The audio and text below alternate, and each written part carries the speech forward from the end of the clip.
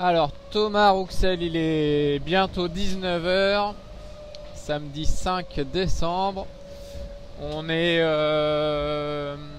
passé au sud, 40 000 au sud des îles Kos.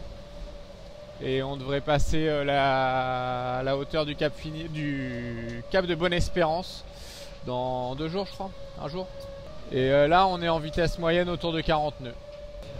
C'est assez violent, les mouvements du bateau sont assez violents, du coup faut bien s'accrocher. Heureusement il n'y a pas trop de mer, c'est ce qui nous permet d'aller vite. Mais le peu qui est, ça bouge beaucoup, ça fait beaucoup de bruit. Donc c'est pas hyper confortable, mais on va connaître pire. Non, heureusement on a un pilote qui marche pas trop mal et du coup là à ces vitesses là et au reaching on est vent de travers à peu près, le pilote barre mieux que le bonhomme, surtout qu'on voyait rien du tout jusqu'il y a pas longtemps. Là ça s'est un peu dégagé, on voit à 200 mètres, mais jusqu'il y a pas longtemps on voyait pas 50 mètres devant le bateau, donc dans ce cas là on met le pilote. Et du coup nous on régule les réglages pour être au maximum de la performance du bateau. Donc on se donne un angle de gîte idéal et on essaye de s'y tenir avec les différents réglages qu'on a. Donc c'est chariot, écoute de GV. Quand le vent mollit, on joue aussi sur les réglages du phoque et c'est principalement ça. Ce midi j'ai fait un plat de pâtes pour la collectivité, ça a été une petite aventure. J'ai réussi à pas me brûler, mais non, comme le bateau bouge beaucoup, c'est compliqué, et c'est compliqué de se déplacer à bord. Il faut tout le temps se tenir, voilà. Après comme on est quand même bien fatigué, on arrive à s'endormir. En plus on a des bons matelas, des bons sacs de couchage, donc pour ça c'est plutôt pas mal, mais c'est indispensable et on arrive à dormir correctement. C'est pas des super siestes, mais finalement on arrive à s'endormir.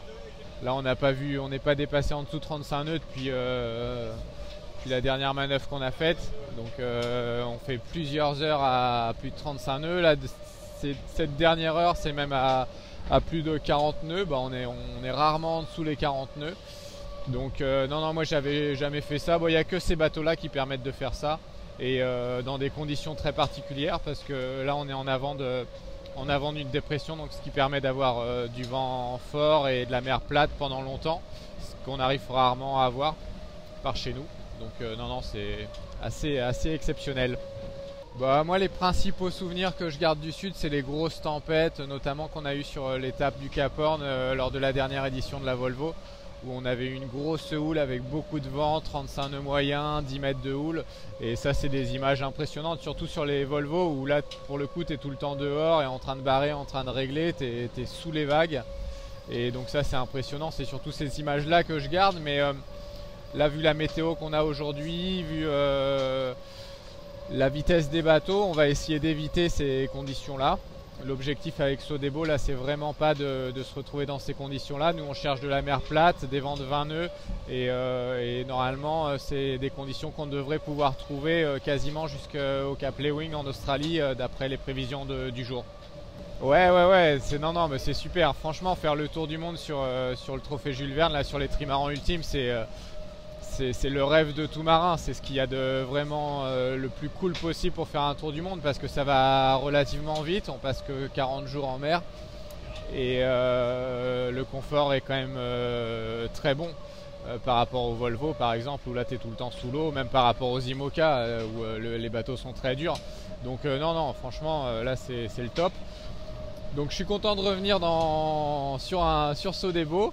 Maintenant ça reste le sud, on va avoir froid, on va être mouillé parce que le taux d'humidité il va être de 100%.